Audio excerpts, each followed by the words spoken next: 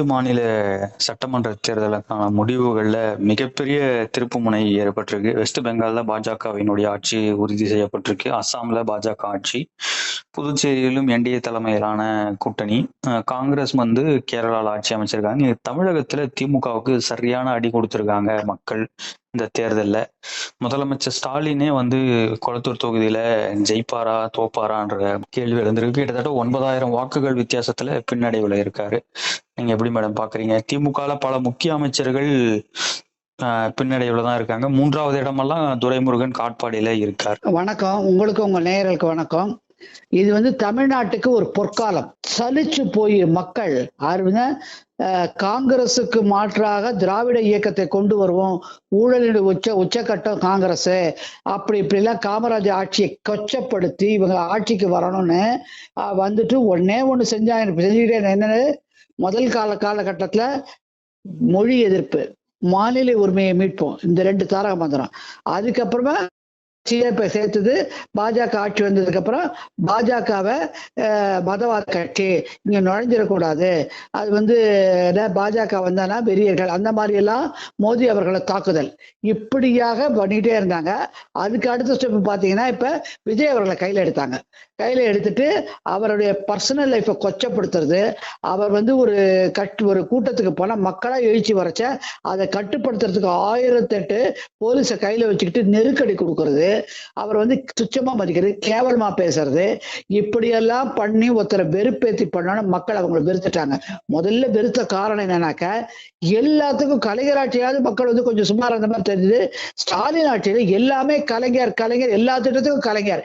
இவங்க அப்ப வீட்டு சொத்தை கொடுத்த மாதிரி இந்த திமுக பண்ண அயோக்கியத்தனமான செயலை வன்மையாவே மத்திய உயர்நீதிமன்றம் கண்டிச்சது. வேற பேரை வைக்க முடியாதுன்னு. அதையும் தாண்டி இப்படியே பண்ணிக்கிட்டதுனால வெறுத்து போய் ஒரு காலகட்டத்துல மக்கள் பதிலடி கொடுக்கணுங்கிறத கையில் எடுத்துதான் இன்னைக்கு அற்புதமா இந்த முடிவு பண்ணியிருக்காங்க.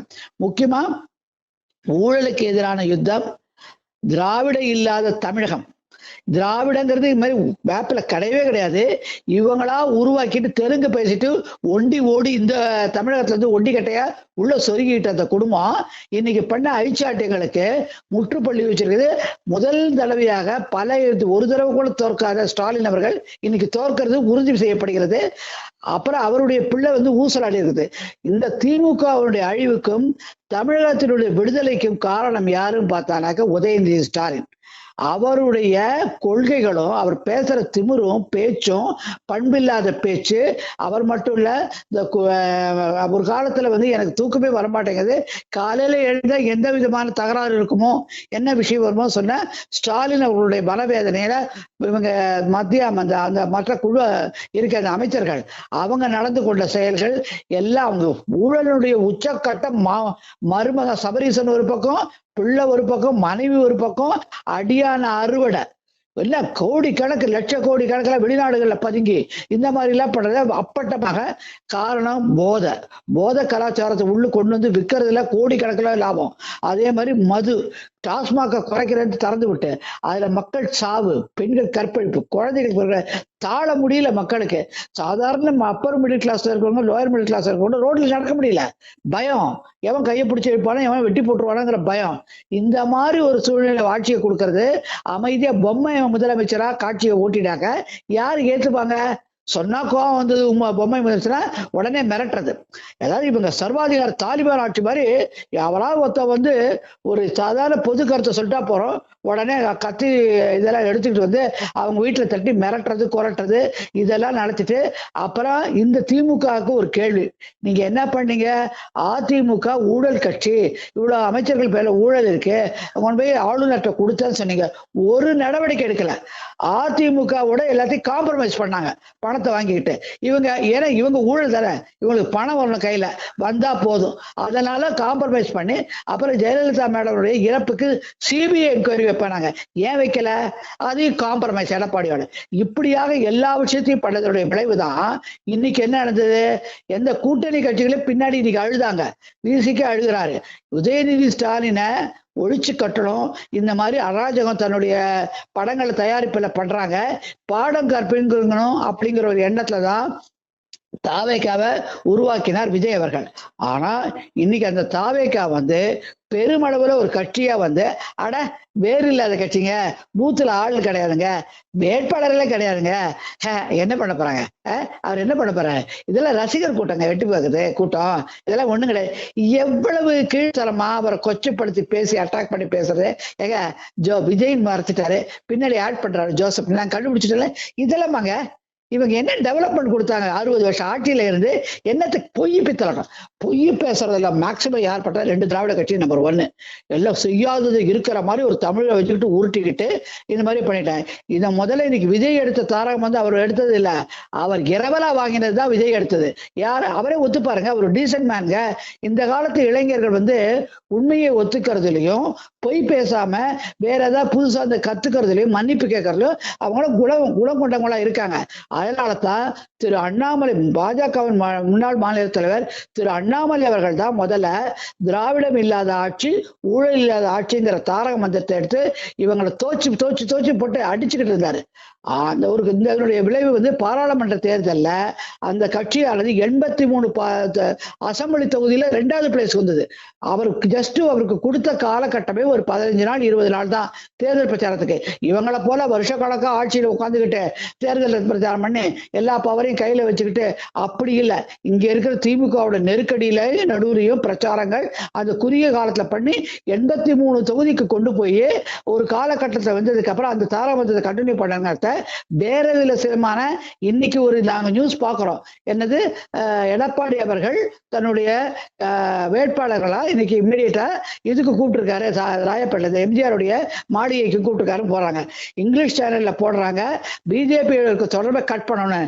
என்ன மாதிரி சமய சந்தர்ப்பவாதியை சேர்க்க வேணாம், நம்மளுடைய கொள்கையிலே நம்ம என்னைக்கு உறுதியா இருக்கணுங்கிறத தமிழக பாஜக முன்னாள் மாநில தலைவர் திரு அண்ணாமலை அவர்கள் சொல்லிட்டு இருந்தது வந்து அவருடைய இதை இரவல வாங்கிக்கிட்டு அதை தன்னுடைய என்ன சொல்றது, இந்த திரையில இருக்கிற ஒரு செல்வாக்கு பயன்படுத்தி இன்னைக்கு மிளிர்ற மாதிரி பண்ணி அவர் வந்துட்டாரு. காரணம் என்னன்னாக்க அவரை வெறுப்பு ஏற்ற அவருடைய ரசிகர்கள், அப்புறம் அந்த குழந்தைகளுக்கு ஒரு சொல்ற அது வந்து தவறுதலான முன்னுதாரணம். ஆனா இன்னைக்கு காலகட்டத்துல தவறுதலான முன்னுதாரணமா எப்படியோ ஜெயிச்சா போதுங்கிற கையில எடுத்து என்ன சொன்னாரு, குழந்தைகளா நீங்க அங்கிளை பிடிக்கல பண்ணுவீங்களா சொன்னது அந்த ஒரு வார்த்தை. இப்போ ஒரு மார்ச் ஒரு 15 தேதிக்கு மேலதாங்க எழுச்சியப்பட்டது. 14 இடத்துல கூட அவர் வந்து முழுமையா வந்து பிரச்சாரம் செய்யல. ஆனால் இன்னைக்கு வந்து 30% வாக்குங்கிறது வந்து பாஜகவோட வாக்குகள் சில அங்க போயிருக்க நடுநிலை வாக்காளர்கள் இருக்காங்க இல்லையா, அவங்களுக்கு பிடிச்ச தாரக மந்திரம் என்னன்னாக்க ஊழல் இல்லாத ஆட்சி, இந்த திராவிட ஆட்சி ஒழியணும். வெறுத்து போயிருக்காங்க, வளர்ச்சியே இல்லாம பொய் சொல்லிட்டு இருக்காங்க, ஊழல் உச்சக்கிறாங்க. அவங்க ஒழியணும்னு சொல்லிட்டு தான் அவங்க வந்து காத்துக்கிட்டு இருந்தாங்க. அந்த காற்றுக்கு மருந்து வந்து இவர் கிடைக்கவே இவர் பின்பற்றிட்டாங்க. நடுநிலையாளர்கள் ஆட்சி பல கிட்டத்தட்ட ஒரு 40% 60% அப்படியே கொண்டு போய் டிவிக்கு விழுந்துருச்சு. இது வந்து அவருடைய திறமை என்ன பண்ணான்னா ஒரே ஒரு யுக்தி, யாருடைய கூட்டணி இல்லைங்கிறத திடமா இருந்தாரு. ஆனா திடமா இருந்தாலும் அவர் சொன்னது தமிழகத்தை பத்தி கொச்சையா பேசல, மத்திய அரசை பத்தி ஏதாவது இணைஞ்சுதான் வேலை பண்ணணும், அப்பதான் ஆட்சி இந்த தமிழக வளர்ச்சி அடையெல்லாம் பேசினாரு. இவங்களுக்கு சண்டை போடுறதுக்கும் பொய் பித்தலாட்டம் பண்ணிட்டு ஒரு பக்கத்துல நான் வந்து நலத்திட்டங்களை கொடுக்கறதுக்கு அதுல வச்சு கொள்ளடிக்கிறது, தன் கட்சிக்காரனுக்கு மட்டும் கொடுக்கறது, இதையே திமுக ஸ்டாலின் ஆட்சி பண்ணிக்கிட்டு இருந்தது. இது மக்கள் வந்து பார்க்காம இல்லைங்க. இப்ப நீங்க பாத்தீங்கன்னாக்கா கூகுள தட்டினா எல்லா விஷயமும் கை மேல கிடைக்குது. அதனால அதை பார்த்துட்டு தான் இருக்காங்க.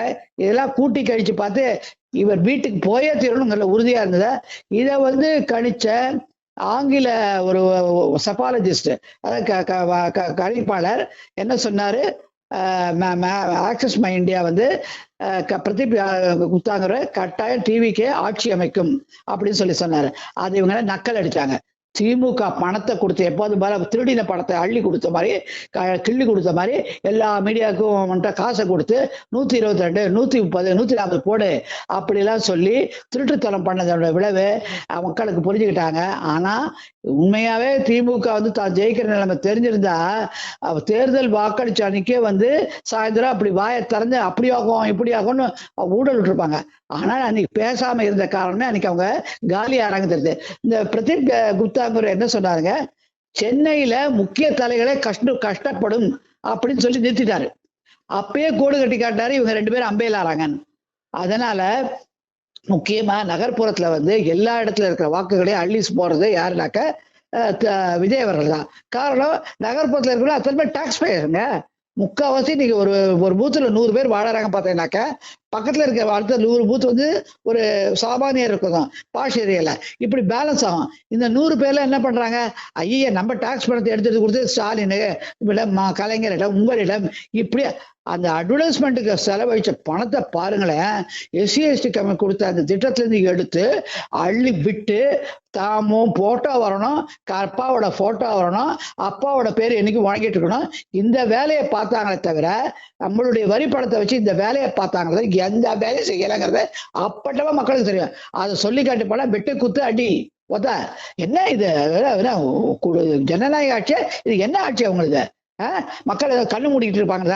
நம்ம பெண்களுக்கு நலத்திட்டங்கள் கொடுத்துருக்கோம், பெண்கள்லாம் எங்க பக்கம், நாங்க நோவே பெண். அதே மாதிரிதான் ஜெயலலிதா அம்மா வந்து தாலிக்கு தங்கம், அது என்ன உணவகம், அம்மா உணவகம், இந்த மாதிரி பல சைக்கிள், இதெல்லாம் நிறைய நலத்திட்டங்கள் கொடுத்தாங்க. கொடுத்ததுக்கு அப்புறம் எடப்பாடியால 20-21 ஜெயிக்க முடியல. நீங்க நலத்திட்டங்களால கொடுக்கறதால திருப்பி வருங்க கனவெல்லாம் இப்ப காலம் மாறி போச்சுங்க. நலத்திட்டங்கள் யாரால கொடுக்குறீங்க? எங்களுடைய வரி பணத்தை எடுத்து கொடுக்குறீங்க. உங்க அப்பா வீட்டு காசோ இல்ல உங்க காசுல எடுத்து கொடுக்குறீங்களா? அப்படி மக்கள் கேட்க ஆரம்பிச்சாங்க. நீங்க இன்னைக்கு அடிச்சீங்க, பணத்தை எடுத்து எவ்வளவோ கோடிகள் எடுத்து விட்டாங்க. ஓப்பனாவே காசு கொடுக்குறாங்க. காசு கொடுக்குறோம் பேசுறது தவறுங்க, சட்டப்படி தருதல்ல. அது ஓப்பனா பேசினாங்க, இவ்வளவு ரூபாய் அவ்வளவு ரூபான்னு. என்ன ஆச்சு? 1 ரூபாயும் ஆகல, 0 ஆச்சு. அதாவது எப்படின்னாக்க, மக்கள் வந்து தான் நினைச்சதான் செய்வாங்க. படிப்பினையா சைலண்டா காத்துக்கிட்டு இருந்தாங்க. தமக்கு ஏறதுக்கு ஒரு கயிறு கிடைக்குமா பார்த்தாங்க. சட்டமன்றத்துல, பாராளுமன்றத்துல பார்த்தாங்க. பாராளுமன்றத்தை 83 தொகுதி குறுகிய காலத்துல பாஜக ஏறிச்சு. அது உள்ளுக்குள்ள இருக்கிற விளைவுகள் என்னவோ சில விளைவுகளால மேல தடுக்கப்படுது பண்ணாங்க. ஆனால் இந்த தடவை அந்த பாஜக இல்லாத இடத்த அந்த கயிறை பிடிச்சுக்கிட்டு விஜய் வந்து அழகா ஏறிட்டாரு. அதை வந்து விரும்பினது மக்கள். மக்கள் எதை விரும்புறாங்க? நல்ல பல்ஸ் தேடிக்கிட்டு, இதுக்கு பிரச்சாரமும் தேவையில்லை, பூத்து கமிட்டி உள்ள என்ன விருப்பப்படுறவங்க தன்னால வேலை செய்வாங்க வந்து அப்படிங்கிற ஒரு தன்னம்பிக்கை, அந்த அசையாத நம்பிக்கை வச்சார் பாருங்க அந்த குழு, அவங்களுடைய ஃபாலோவர் மேல. அதுதான் அவருக்கு முதல் வெற்றி. நான் பொழுது பேசுறோம் இல்ல, இன்னைக்கு இருக்கிற நிலவரத்தை சொல்றோம். அதுதான் அவருடைய அப்பாவும் இன்னைக்கு பேட்டியில சொல்றாரு. அது ஒரு தன்னம்பிக்கையோட தனியா நிக்கணுங்கிற என் பையன் உறுதியா இருந்தான், அதனுடைய வெற்றி முகம் தான் இன்னைக்கு கிடைச்சிருக்குங்கிறாரு. பதிலடி கொடுத்தே தீர்வு ரெட்ஜெயின் மூவிஸால உதயநிதி ஸ்டாலினுக்கு சபதம் எடுத்தாரு. சபதத்தை முக்காவாசி நிறைவேற்றிட்டாரு. இன்னொரு 10% ஏத்தணும், அதான் வெயிட்டிங். அதனால இனிமே தமிழகம் வந்து முழித்து கொண்டது, கண்ணை விரித்து கொண்டது. ஊழல், அராஜகம், இந்த தாலிபானு, நக்கல், சும்மாவாது தமிழ பேசிட்டா மாநில பொய் சொல்றது, நீட்டை ரத்து பண்ண பொய் சொல்றது, இந்த மாதிரி எல்லாம் ஓட்டு அப்படியே ஹைஃபை தான் குடும்பத்துக்கு மேல மேல மேல மேல சுரண்டி சுரண்டி சுரண்டி ஏங்க எவ்வளவு லட்சம் கோடி, 10 லட்சம் கோடிக்கு மேல கடனை வச்சுட்டு போயிருக்கீங்க. அடுத்த ஆட்சி என்ன செய்வாங்க? முதல்ல நம்ம விஜய்க்கு ஒரு கோரிக்கை வைக்கிறோம். முதல்ல இந்த ஊழல் பெருச்சாலைகளை கைது செய்து அவங்கள தர்ம தாட்சியம் இல்லாம சிறைக்கு அனுப்பணும். சிறைக்கு அனுப்பிச்சாதான் இப்ப சசிகலா அம்மா அடுத்த எலெக்ஷன்ல நிற்காம காத்திருக்கேன், அந்த மாதிரி இவங்க காலெல்லாம் முடியும். இல்லாட்டி அவரு வந்து மெத்தலை போக்க பிடிச்சாருனாக்க குறுகிய காலத்துல அவரும் மறைஞ்சு போயிடுவாரு. மக்கள் இப்ப என்ன எதிர்காலத்துல இப்ப இருக்கிற இளைஞர்கள் யாரும் இந்த திராவிடத்துல விரும்பல. ஊழல் பண்றவனுக்கு படிப்பினை சொல்லி கொடுக்கணும், அவன் கையில இருக்கிற பணத்தை பிடுங்கணும். இப்ப நம்மகிட்ட ஒண்ணு சொல்லியிருக்காரு விஜய், ஒரு ஆப் கண்டுபிடிப்பேன், நீங்களே பட்டா மாற்றம் இந்த மாற்றம் அங்கெல்லாம் போய் ஊழலுக்கு கொடுக்க வேணாம், நீங்களே வீட்டுல பண்ணலாம், வரையே கண்டு சொல்லுங்க. அது செய்வாரா முதல்ல பார்க்கணும். அவர் ஆட்சி அமைத்தால் இன்னும் கொஞ்சம் ஷார்ட் ஆகுது, 10-15 ஷார்ட் ஆகுது, அதை மேக்கப் பண்ணி அவர் அமைச்சிட்டாருனாக்க அந்த சமயத்துல கருடு அவர் மட்டும் நேர்மையா இருந்த பத்தாது, அவருடைய சகாக்களும் நேர்மையா இருக்காங்கிறத கண்காணிக்கணும். அப்பதான் அந்த ஆட்சியும் இதுல இருந்து மாறுபட்ட ஆட்சியா மக்கள் நினைப்பாங்கிறது. ஆட்சி அமைத்தால் அதை அண்டர்லைன் பண்ணிக்கங்க. ஆட்சி அமைப்போங்கிறது நம்ம உறுதியா சொல்ல, இன்னைக்கு தனிப்பெரும்பான்மையை வச்சு சொல்றோம்.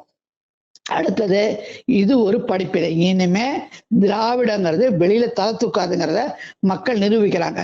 இனிமே இந்த ஊழல் சும்மாவது ஊழல் கொள்ளடிச்சுக்கிட்டே திராவிடம் திராவிடம் திராவிடம் என்னங்க திராவிடம் வெறுத்து, அது பேச்சை கேட்டாலே மக்கள் வெறுத்து போறாங்க.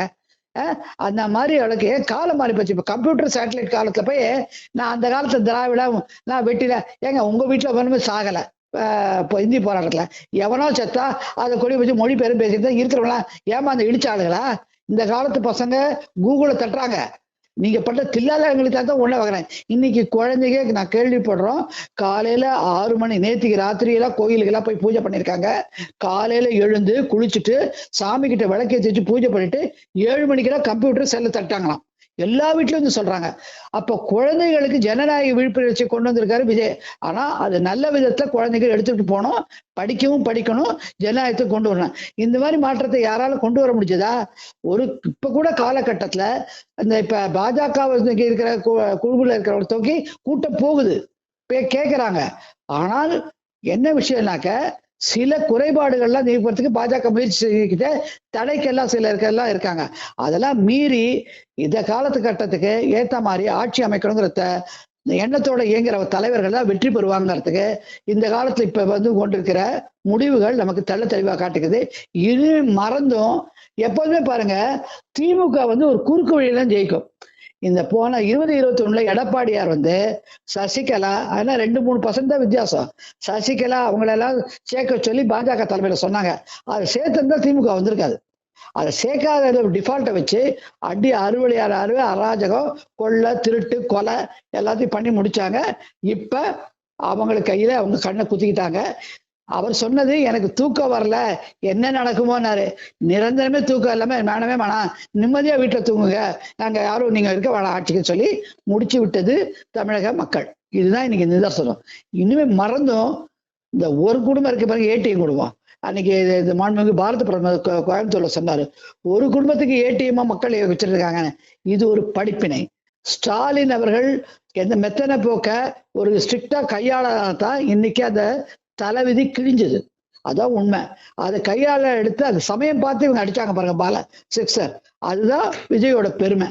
ஆனா காலங்கள் மாறும், காத்திருப்போம். பாஜகவுடைய எண்ணம் வந்து ரொம்ப தூரத்துல இல்ல, திருப்பியும் கையில எடுப்பாங்க. அது விஜய் புரிந்து கொள்வாரு. பாஜகவோட இணைஞ்சு அவங்க ஆட்சியை அமைச்சு நல்ல ஆட்சியை கொடுத்தாங்கன்னா இளைஞர்கள்லாம், உங்களை போல இளைஞர்கள்லாம் நாளைக்கு நான் சொல்லிக்கிட்டே இருப்பேன், கல்யாணம் பண்ணி குழந்தைகளை படிக்க வச்சு ஒரு ப்ரொஃபஷனல் ஆகணும்னா என்ன பண்ணுவீங்க? இந்த மாதிரி திராவிட மாடல், கொள்ளடிக்கிற மாடல் தானே. அதுக்கு ஒரு முற்றுப்புள்ளி வைக்கிறதா நம்ம நினைக்கிறோம். சொன்ன வார்த்தையை விஜய் அவர்கள் காப்பாற்றணும், ஆட்சி அமைத்தால் அப்படிங்கிறத நம்ம அண்டர்லைன் பண்ணுவோம்.